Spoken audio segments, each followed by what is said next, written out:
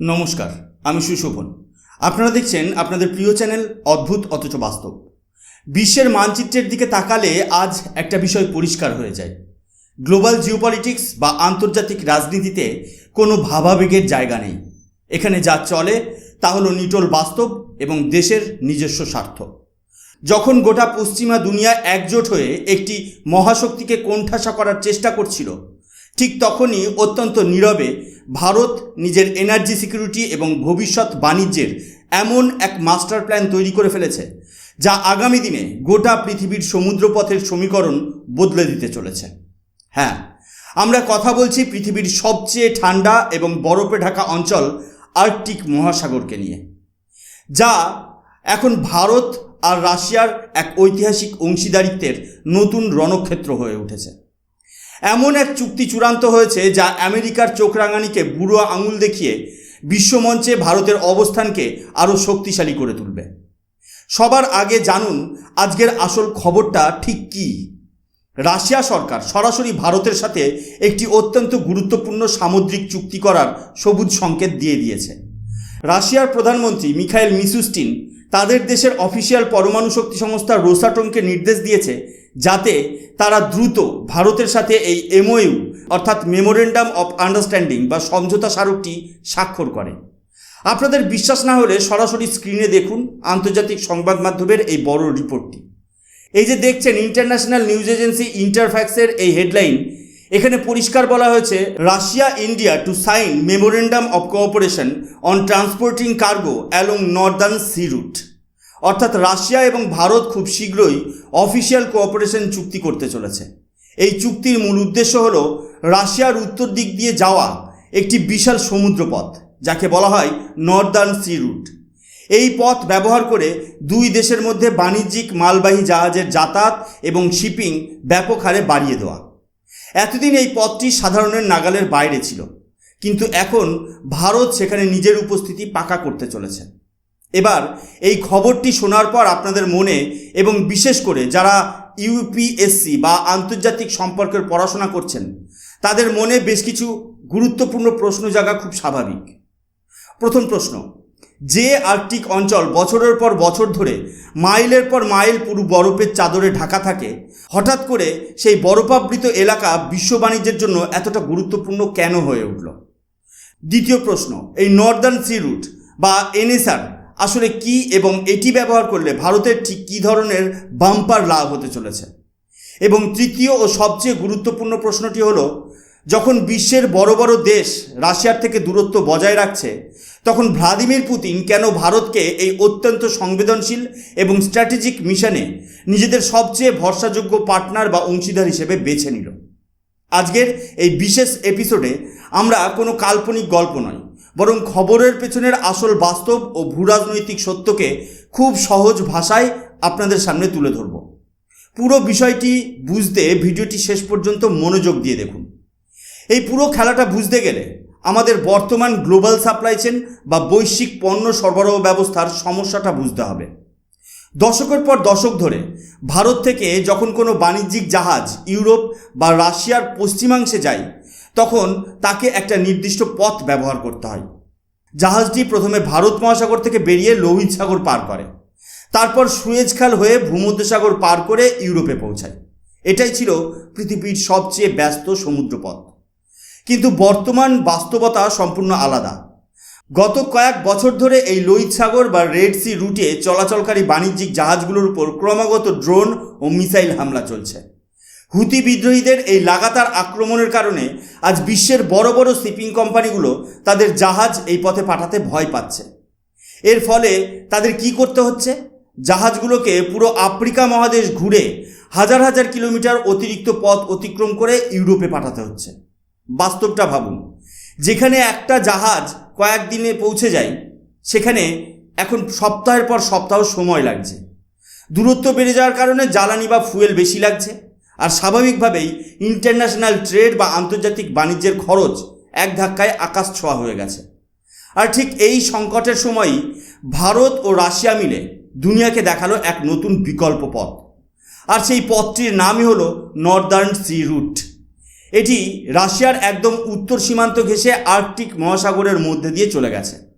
আগেকার দিনে এখানে 12 মাসই এত শক্ত ও মোটা বরফ জমে থাকতো যে সাধারণ জাহাজ চলাচল ছিল অবাস্তব।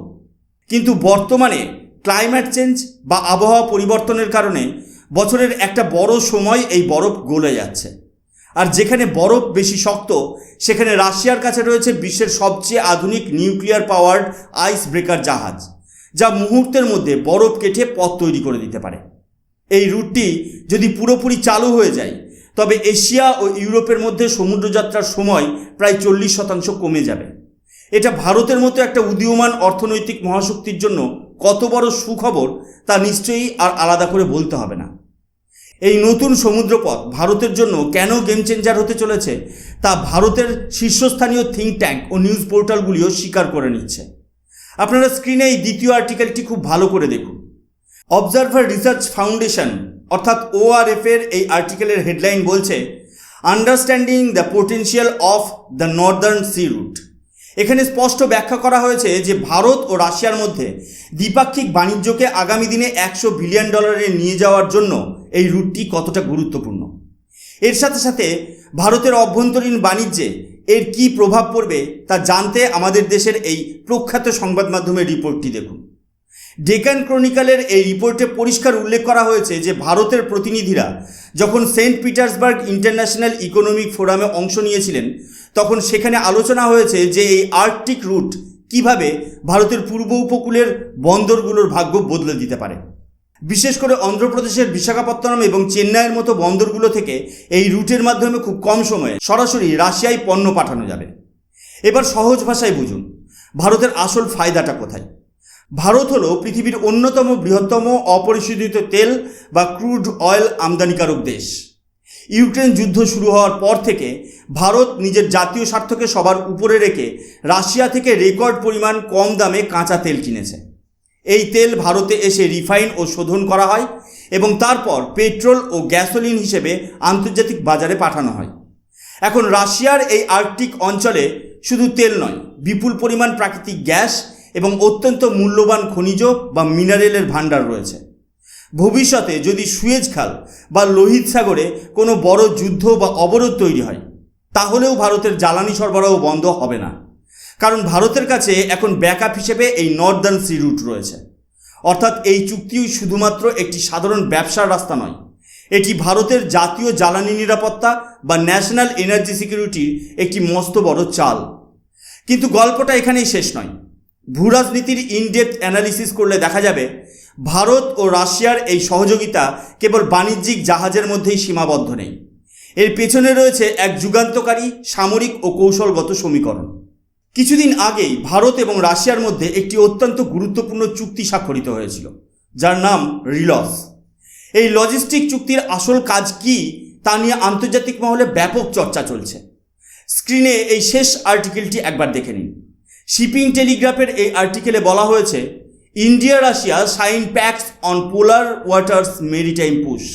এর মানে হলো রাশিয়ার এই বরফাবৃত কঠিন সমুদ্রে বা পোলার ওয়াটার্সে কিভাবে জাহাজ চালাতে হবে তার জন্য ভারতীয় নাবিক ও কর্মকর্তাদের বিশেষ ট্রেনিং দিচ্ছে রাশিয়া। আর এই লজিস্টিক এগ্রিমেন্ট বা রিলস এর সহজ অর্থ হলো ভারতের নৌবাহিনী এবং বিমান বাহিনী এবং রাশিয়ার সামরিক বাহিনী প্রয়োজনে একে অপরের সামরিক ঘাঁটি ও পরিকাঠামো ব্যবহার করতে পারবে। তবে এখানে একটা ভুল ধারণা দূর করা দরকার। এর মানে কিন্তু এটা মোটেও নয় যে ভারত রাশিয়ায় গিয়ে নিজের পার্মানেন্ট মিলিটারি বেস বা সামরিক ঘাঁটি বানাবে, কিংবা রাশিয়ার সেনা ভারতে এসে ঘাঁটি গাড়তে পারবে। একদমই নয়। এর আসল অর্থ হলো যখন ভারত মহাসাগরে বা আর্কটিক মহাসাগরের মতো প্রত্যন্ত এলাকায় ভারতের কোনো যুদ্ধজাহাজ বা বিমানের জ্বালানি বা ফুয়েল রিফিল করার প্রয়োজন হবে কিংবা কোনো জরুরি মেরামতির দরকার পড়বে, তখন তারা রাশিয়ার বন্দর ও লজিস্টিক সুবিধা ব্যবহার করতে পারবে। ঠিক একইভাবে রাশিয়াও ভারতে একই সুবিধা পাবে। এবার এই রিলস চুক্তি এবং নর্দার্ন সি রুট এই দুটিকে একসাথে জুড়ে দেখুন, ছবিটা পরিষ্কার হয়ে যাবে। ভারত নিজেকে শুধু তেল কেনার মধ্যে সীমাবদ্ধ রাখছে না, ভারত নিশ্চিত করছে যাতে ভবিষ্যতে আর্কটিক অঞ্চলের খনিজ সম্পদে ভারতের অংশীদারি একদম পাকা থাকে। এই পুরো ঘটনাটি প্রমাণ করে যে ভারত এবং রাশিয়ার এই বন্ধুত্ব কোনো সাময়িক রাজনৈতিক চাল নয়, এটি একটি টাইম টেস্টেড বা সময়ের পরীক্ষায় উত্তীর্ণ অটুট সম্পর্ক। সেই সোভিয়েত ইউনিয়নের আমল থেকে আজ পর্যন্ত যখনই ভারতের কোনো বড় সংকট এসেছে, রাশিয়া সবসময় পাশে দাঁড়িয়েছে। যখন ভারতের আকাশসীমা রক্ষা করার জন্য আধুনিক ফাইটার জেটের প্রয়োজন হয়েছিল, রাশিয়া আমাদের সুখোই এবং মিগ বিমান দিয়েছিল। যখন সীমান্তে শত্রুর মোকাবিলা করার জন্য শক্তিশালী ট্যাঙ্কের প্রয়োজন হয়েছিল, রাশিয়া আমাদের এমন যুদ্ধ ট্যাঙ্ক দিয়েছিল যার জবাব প্রতিবেশীদের কাছে ছিল না। ভারতের সামরিক এবং পারমাণবিক সাবমেরিন টেকনোলজি হোক, বিধ্বংসী মিসাইল হোক, কিংবা আজকের দিনে দুনিয়ার সবচেয়ে শক্তিশালী এয়ার ডিফেন্স সিস্টেম S-400 হোক, ডিফেন্স বা প্রতিরক্ষা ক্ষেত্রে রাশিয়ার অবদান ভারত কখনো ভোলেনি এবং ভুলবে না। সামরিক ক্ষেত্রের বাইরেও যদি আমরা নিউক্লিয়ার এনার্জি বা পারমাণবিক শক্তির কথা বলি, তবে তামিলনাড়ুর কুডনকুলাম নিউক্লিয়ার পাওয়ার প্ল্যান্ট হলো এই দুই দেশের বন্ধুত্বের এক জীবন্ত প্রতীক, যা ভারতের লাখ লাখ ঘরে বিদ্যুৎ পৌঁছে দিচ্ছে। পশ্চিমী দেশগুলো ভেবেছিল যে রাশিয়ার ওপর কড়া অর্থনৈতিক নিষেধাজ্ঞা বা স্যাংশনস চাপিয়ে দিলে তারা রাশিয়াকে ধ্বংস করে দিতে পারবে, কিন্তু ভারত কোনো আন্তর্জাতিক চাপের কাছে মাথা নত করেনি। ভারত খুব স্পষ্ট ভাষায় জানিয়ে দিয়েছে যে আমাদের দেশের কোটি কোটি মানুষের স্বার্থই আমাদের সরকারের কাছে প্রথম অগ্রাধিকার। ভারত রাশিয়া থেকে কম দামে তেল কিনে নিজের দেশের অর্থনীতিকে সুরক্ষিত রেখেছে, আবার অন্যদিকে সেই তেল রিফাইন করে বিশ্ববাজারে পাঠিয়ে গ্লোবাল মার্কেটেও ব্যালেন্স করেছে। আর এখন এই নর্দার্ন সি রুট চুক্তির মাধ্যমে দুই দেশের বাণিজ্যিক সম্পর্ক এক ঐতিহাসিক উচ্চতায় পৌঁছাতে চলেছে। তাই পরিশেষে এটাই বলা যায়, ভারত ও রাশিয়ার এই নতুন সমঝোতা কেবল দুটি দেশের মধ্যে একটা কাগজের চুক্তি বা MOU নয়, এটা আসলে বদলে যাওয়া নতুন পৃথিবীর এক জোরালো সংকেত। বিশ্ব বাণিজ্যের পুরনো একচেটিয়া পথগুলো এখন বদলে যাচ্ছে, আর ভারত সেই বদলের কোনো নীরব দর্শক নয়, বরং ভারত নিজেই সেই বদলের মূল চালিকা শক্তি হয়ে উঠছে। আগামী দিনে আর্কটিক যদি পৃথিবীর সবচেয়ে গুরুত্বপূর্ণ ইকোনমিক করিডোর হয়ে ওঠে, তবে সেখানে ভারত ও রাশিয়ার এই পার্টনারশিপ এক বিশাল ভূমিকা পালন করবে। এই পুরো বিষয়ে, বিশেষ করে এই নর্দার্ন সি রুট এবং ভারত রাশিয়ার এই স্ট্র্যাটেজিক মাস্টার স্ট্রোক নিয়ে আপনাদের ব্যক্তিগত মতামত কী? ভারত সরকার যেভাবে নিজের স্বার্থকে সবার আগে রেখে এই সিদ্ধান্ত নিয়েছে, তা নিয়ে আপনারা কি ভাবছেন? তার নিচে কমেন্ট বক্সে অবশ্যই কমেন্ট করে জানাবেন। ভিডিওটি ভালো লাগলে অবশ্যই লাইক এবং শেয়ার করতে ভুলবেন না। আমি সুশোভন, আজকের মতো এখানেই শেষ করছি। দেখা হবে পরবর্তী কোনো একটি নতুন জিওপলিটিক্যাল অ্যানালিসিসে। ততক্ষণ পর্যন্ত সবাই ভালো থাকবেন, সুস্থ থাকবেন। জয় হিন্দ, বন্দে মাতরম, ভারত মাতা কি জয়।